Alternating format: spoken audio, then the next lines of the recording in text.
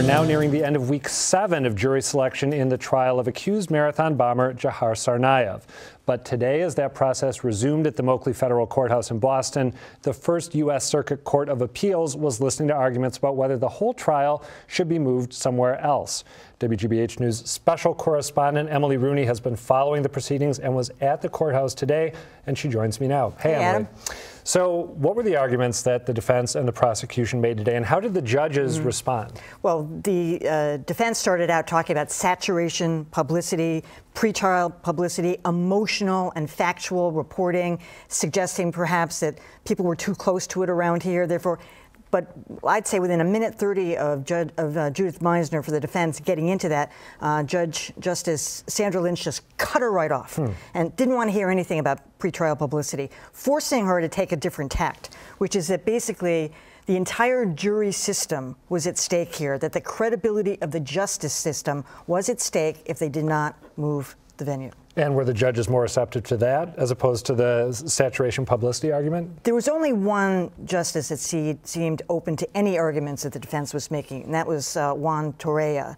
He was questioning, and even again back on the rebuttal, he started reading things out of the questionnaires that clearly showed jurors had prejudice. But the prosecution argued that there was no such thing as prejudice, even if 100% of the people claimed that they thought Dzhokhar Tsarnaev was guilty, that would not be prejudice. No. Huh, interesting. All right, for a bit more perspective on all this, I want to bring in Robert Bloom. He teaches law at Boston College and has worked as a prosecutor and a criminal defense attorney. Welcome, Professor. Thank you. Thank you, Adam. So does it surprise you that the judges would buy an argument that even if 100% of prospective jurors say they think Tsarnaev is guilty, that's not prejudice? To my layman's ear, that sounds odd. But I think 100% is probably a little extreme. Okay, I mean, probably paraphrase Emily. Then he went down to 95%. I think they've interviewed a lot of people.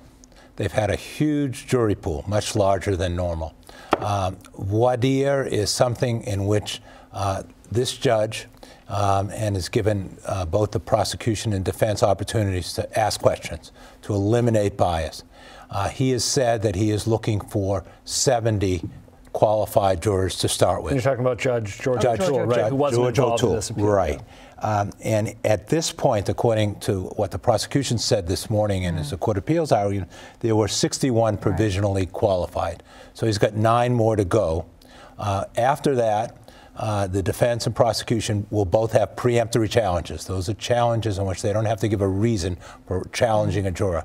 In addition, they'll be also further allowed to question that pool of 70. If they don't get 18 folks from that, then they'll go from there. Emily, you should jump in. Yeah, one of the interesting things that the defense argued was that Judge O'Toole is not open to hearing content.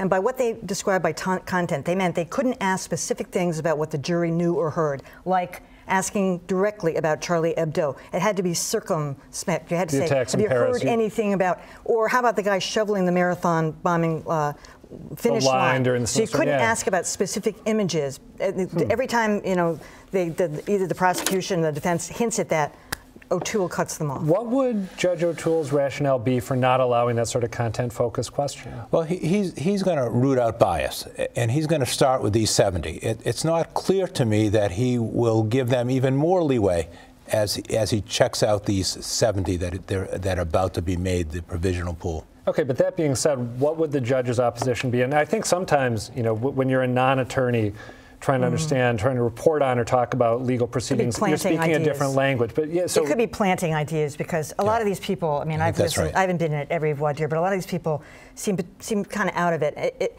So if you say attacks in other parts of the world, they say no. But if you had said Charlie Hebdo, they might say, oh yeah. So it's like under the guise of searching for a taint, you are creating a taint. I think that's correct. I think that's correct. You know, one of the real problems, aside from their alleged knowing something about this case or having indirect being locked into their house the day that they were looking for the folks in Watertown or knowing somebody who was injured, is the death penalty. The death penalty presents a real problem. You've got to find jurors that'll say, well, I'm kind of against the death penalty, but in certain cases I can vote for it, or I'm for the death penalty, but I'd always be willing to listen to avoid the death penalty. So that's been a problem as well. That I would suggest is a larger problem. They seem to have quite a few of those. In fact, I'll bet you that 2 of the ones I heard today are going to make it to 63. Absolutely. What makes you say that about the 2 that you heard? I could just tell. Now I'm getting to be an expert. One was a young guy. They have a lot of older retired people that are potential. They got to mix this up. They need some ethnicity. They need some younger people. And one of the guys today definitely fit it. This is the 3rd, I believe, request for a change of venue that the defense has made. Is it the 4th? Well, O'Toole has already ruled 3 times on it. So this is sort of a because he was also went to an appeals court and was pushed back on him. So he's ruled on it 3 times. Okay, so is there any reason to think that this latest request is going to be successful? I would doubt it. This will be it for a while. They've asked for an in-bank hearing for the entire First Circuit, and they said no. Which means 9 people instead of 3. Okay. On bank, yeah. I'm learning all this stuff myself. In bank, yeah, the whole Court of Appeals. Is that your sense, Emily, as well, that this is a long shot? This is not going to work. It was like, I'm going to bet it was 2 to 1, and I think all you need is a simple majority. So I'm wondering, is there a legal rationale for making this request beyond trying to get a change of venue that the defense apparently believes they should get? I mean, does it lay the grounds for an appeal? The more of these requests this is an interlocutory hearing. By that I mean the trial hasn't ended. It has just started. So it's very unusual that they're going to go much higher. The Supreme Court is not going to hear an interlocutory appeal. Could I suggest something, Adam? Oh, yeah, please. One of the things, as a lawyer watching what's happening here, what I think is absolutely important here is that the victims of this horrible crime, the 260-odd people injured, the three folks that were killed, ought to have an opportunity to confront this fellow in a sentencing hearing and say whatever they want.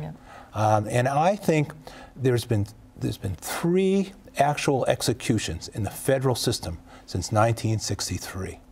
I don't understand, quite frankly, whether you be for the death penalty or against the death penalty, why they have to go through this process. The likelihood of him ever actually being executed, I think, is minimal. You know what the defense should have argued today? They should have argued, cameras in the courtroom. Well, that'd be. And then get your change of venue, cameras in the courtroom, victims get to participate. I see Bob shaking his head, but I know from a journalistic point of view, I mean, you talk about... I'm for cameras in the courtroom, but the Supreme Court isn't, and they decide these things in the federal system. Right. Are there any other procedural moves the defense is expected to make over the next few weeks? Not that I know of. Unless they try this en banc, but that's not going to work. Or rehearing.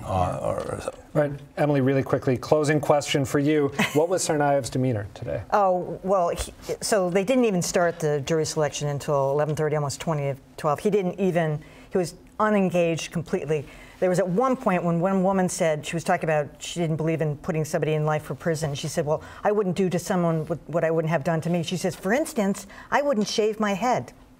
I wouldn't want somebody to shave my head. And he looked at him like that, like, what? Yeah, Where did that come from? But normally he has nothing to do. He's just sitting there twiddling his thumbs. All right. Emily Rooney, Bob Bloom, thank you. Thank you, Adam.